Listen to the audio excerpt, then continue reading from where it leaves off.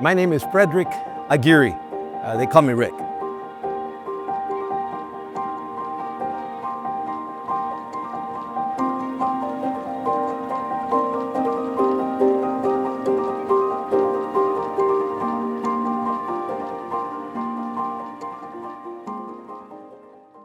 I was born here in Placentia, August 26, 1946.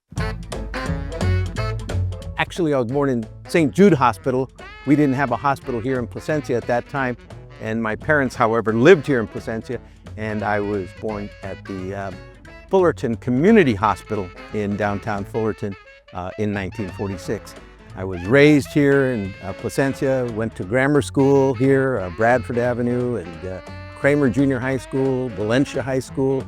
I was the student body president at Valencia High School when I was here.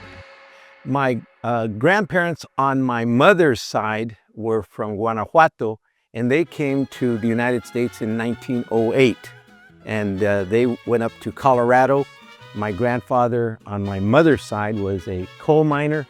He died in a coal mine accident in 1925. My mother was only a year old. So her family, her mother and her sisters and brothers moved out to Southern California in about 1927, 28. And eventually my mom met my dad at a dance in 1944, and they got married here at St. Joseph's Church in Placentia. My grandparents on my father's side came to Placentia in 1919. The reason they came to Placentia was because my grandmother, her name was Martina Aguirre, had a sister that lived in Riverside who came there from Michoacan, Mexico, in 1906. My grandfather had a brother, an older brother, his name was Dario, D-A-R-I-O, who settled in Chavez Ravine in 1895. Before the Dodgers got there in 1958, that area where the Dodger Stadium is used to be a little neighborhood, and they used to call it Chavez Ravine, but they also called it Palo Verde, which means green tree or green branch. And my grandfather's brother, Dario, settled there in 1895, and he used to work with the yellow trolley cars that would traverse downtown Los Angeles. And then, of course, you could get the red trolley cars to come out to the suburbs, right? So my grandfather's brother, Dario, settled there, and my grandfather had two sisters, older sisters, that had come to Southern California and settled in Placentia, I want to say about 1915. One's name was Francisca Aguirre, who married a fellow by the name of Sistos Raya. And I think they came to Placentia in about 1915. Then he had another sister named Florencia Aguirre, and she married a fellow by the name of Luz Guerrero, and they came here to Placentia in about 1915 also. So my grandfather and grandmother came in September of 1919 from Michoacan to Placentia to be with family that was up here in this area. And my grandmother recalls coming in September because they crossed over in Laredo, Texas. We have their certificates where they registered at the border there, crossed across the bridge there, paid $8 each. We still have the receipts showing that they paid $8 per adult to cross. That's a lot of money in 1919. They crossed May 10, 1919.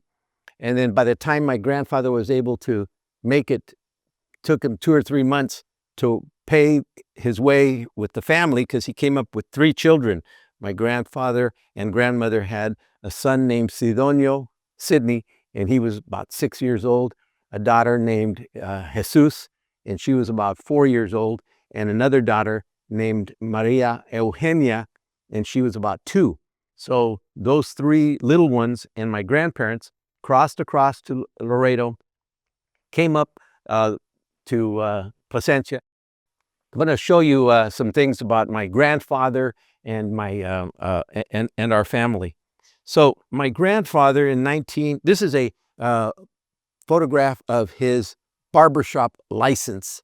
This was 1933. State of California issued this license, and this is my grandfather. He had a barbershop downtown Placentia off of Santa Fe on the south side of the street. It's a Mexican restaurant right now.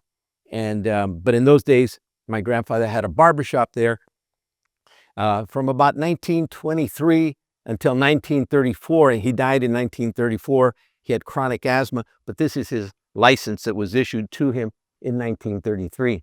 This is a photograph here, 1932.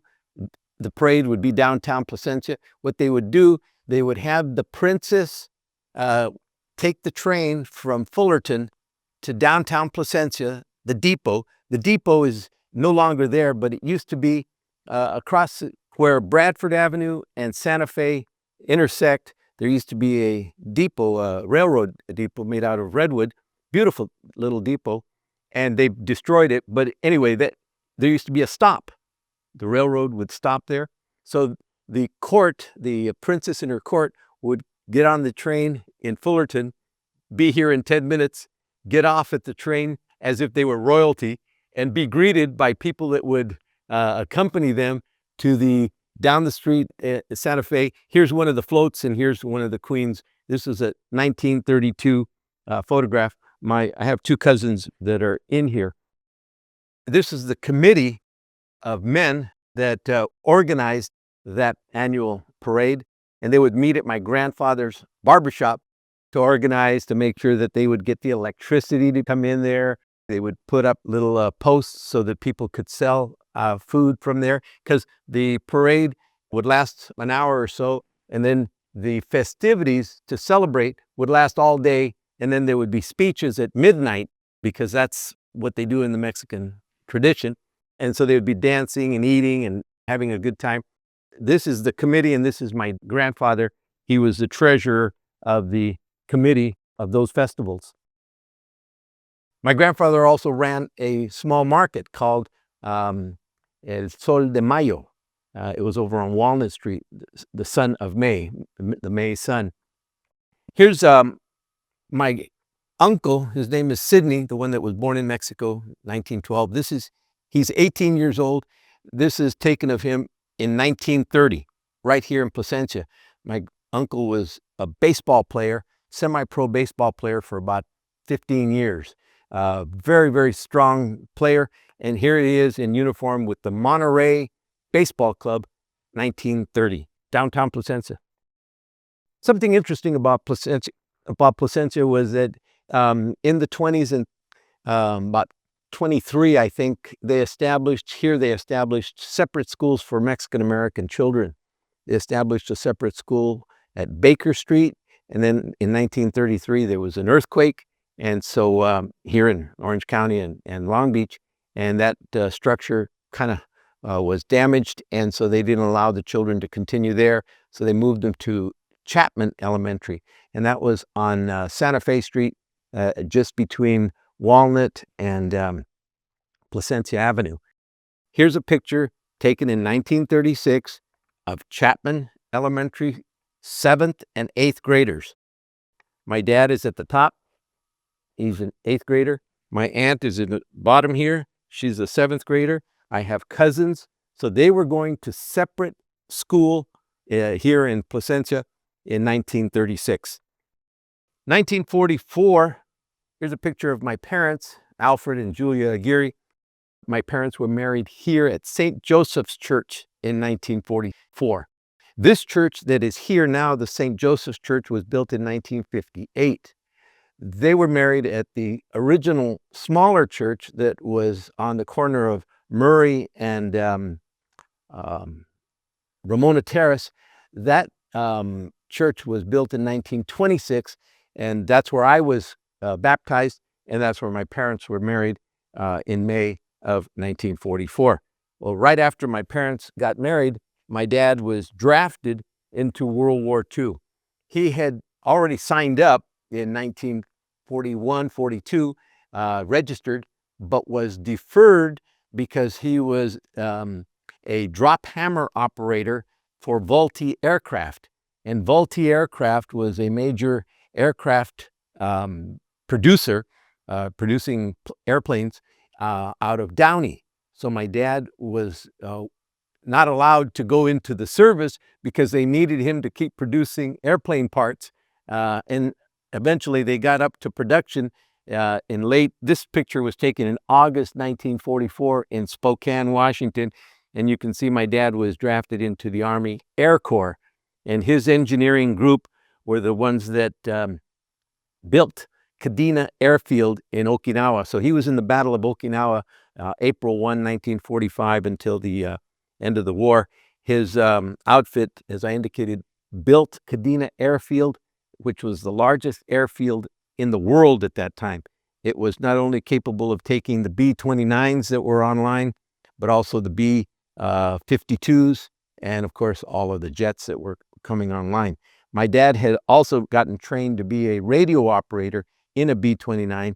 Initially, that was what he was going to be doing, but they then put him into the engineers group.